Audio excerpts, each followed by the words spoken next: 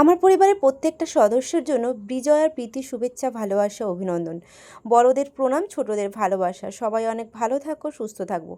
তো জিজ্ঞাসা করবো না যে সবার পুজো কেমন কাটলো। আমরা প্রত্যেকেই চেষ্টা করি পুজোটার সময় যাতে করে যে যেমনই থাকি না কেন, যে পরিস্থিতিতে থাকি না কেন, চেষ্টা করি একটু এই 5টা দিন একটু ভালো কাটানোর। কিন্তু তারপরও থেকে যায় কি বলো তো, ভাগ্য যদি সাথ না দেয় না, তো সেটা কখনোই ভালো হয় না। তো যাই হোক, সব মিলেমিশেই চলতে হবে, এটাই আমাদের জীবন।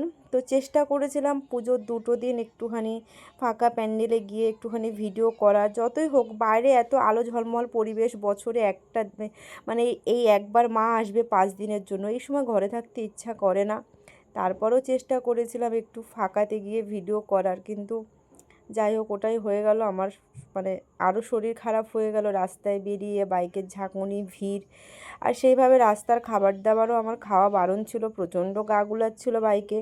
চেষ্টা করেছিলাম একটুখানি ঝাল কিছু খাওয়ার, কিন্তু যাই হোক দশমীটাও আমি ঠিকঠাকভাবে করতে পারলাম না। সুস্থ থাকলে ভালো থাকলে সামনের বছর চেষ্টা করব মায়ের বরণ করতে, এর জন্য সত্যিই আমার মনটা খারাপ। অষ্টমীর দিনও একটুখানি ফাঁকায় বেরিয়ে ভিডিও করার চেষ্টা করেছিলাম। ব্যাপারটা কি, সব কিছু যেন এই ভিডিওর উপরে নির্ভর করছে। ফেসবুকে, ইউটিউবে, যেখানে যাই হোক না কেন, কাজ করার পর না মনে হয় যে কখন ভিডিও করে তোমাদের সামনে উপস্থাপন করব, সে যেমনই একটা পরিস্থিতি থাকুক না কেন। হয়তো আমার মতন অনেকেই আছো অসুস্থ, অনেকের বিভিন্ন সমস্যা আছে, বিভিন্ন সমস্যার শিকার। তারপরও চেষ্টা করি কি যা না, একটু সাজুগুজু করে ক্যামেরাটার সামনে ধরে কিছুটা ভিডিও, কিছুটা ব্লগ তোমাদের সাথে শেয়ার করতে। তো আমিও হচ্ছি সেই, কিন্তু কি করব, শরীর যে সাথ দিচ্ছে না, একদম শুয়ে গেছি বিছানায়। তো যখন আবার সুস্থ হব ঠিকঠাকভাবে লাইভ করব, সবার পরিবারে যাব। আর এই প্যান্ডেলটা দেখো, আমি না প্রথমে বুঝতেই পারিনি যে এটা প্যান্ডেল। এটাকে আমি সেই পুরোনো দিনের রাজবাড়ির মতন ভেবেছিলাম, আর আমি এই প্যান্ডেলটা ফাঁকা দেখছিলাম, দেখে আর সোজা হেঁটে চলে যাচ্ছিলাম। তারপরে চলে যাওয়ার পর মনে হচ্ছে এই প্যান্ডেলের ভিতরে একটা ঠাকুর দেখতে পেলাম বলে আবার ঘুরে এসেছি। বাস, মায়ের মূর্তিটা খুব সুন্দর ছিল, তবে পজিশানটা খুব ছোট ছিল, মায়ের সামনে ফটো তোলা বা ভিডিও তোলা সেভাবে যাচ্ছিলও না। আবার আমি ঘুরে আসার পরে গুঞ্জনের বাবাকে বললাম যে ওখানটা একটা মায়ের মূর্তি আছে, চলো। তো আবার আমাকে ঘুরিয়ে নিয়ে আসলো। বাস, আমার রাস্তায় হাঁটাটা খুব রিস্ক ছিল, কিন্তু তারপরেও চেষ্টা করেছিলাম ফেসবুকের মায়া, সোশ্যাল মিডিয়ার মায়াতে পড়ে যে কিছু ভিডিও, কিছু ব্লগ যদি শেয়ার না করি কেমন লাগে, কেমন একটা কষ্ট হয়। তো যাই হোক, এই হচ্ছে আমার পুজোর কাহিনী, পুজোর কাটানোর সময়গুলো। তারপরে এই যে কুম্ভ মেলাটা দেখতে যাও, এটাও গুঞ্জনের বাবা একটা বন্ধু পাস দিয়েছিল। এই একটাই বড় প্যান্ডেল আমি এবছর পুজোতে দেখেছি, তাও কোনো লাইন আমি দিইনি। 10 মিনিটের ভিতরে প্যান্ডেলটা দেখে আমি বাইরে বেরিয়ে বাড়ি চলে এসেছিলাম। কিন্তু বাড়ি চলে আসার পর থেকেই আমি সেভাবে আমি ফেসবুকের কাজ তো অনেক দিন ধরে ঠিকঠাকভাবে সবার পরিবারে যেতে পারি না, কাজ করতে পারি না, দশমী করতে পারিনি, মায়ের বরণ করতে পারিনি। শরীর এতটাই খারাপ, লক্ষ্মী পুজোও হয়তো করতে পারবো না। তাও চেষ্টা করি মাঝে মাঝে, ফেসবুকের এত মায়া, ফেসবুকের প্রতি এত মায়া, মাঝে মাঝে চেষ্টা, মানে তোমাদের কাছে ভিডিও না পৌঁছালে আর ভালো লাগে না।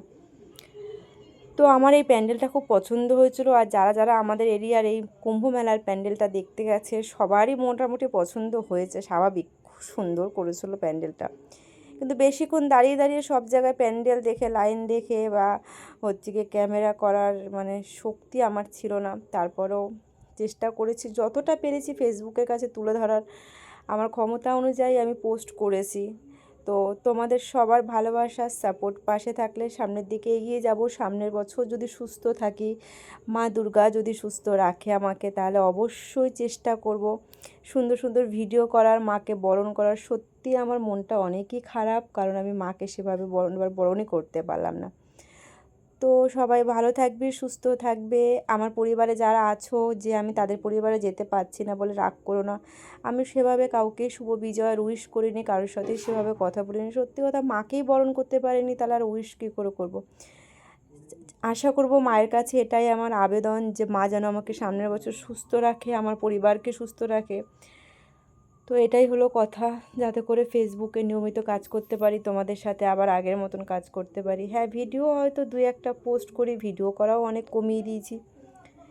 তো সব ঠিকঠাক থাকলে আবার সুন্দরভাবে কাজ করব। আবার চলো সবাইকে বাই বাই, সুস্থ থাকবে, ভালো থাকবে। আমার ব্লগটা যদি তোমাদের কাছে পৌঁছায় তো সবার জন্য অনেক ভালোবাসা। সবাই ভালো থেকো, সুস্থ থাকো। বাই বাই সবাইকে।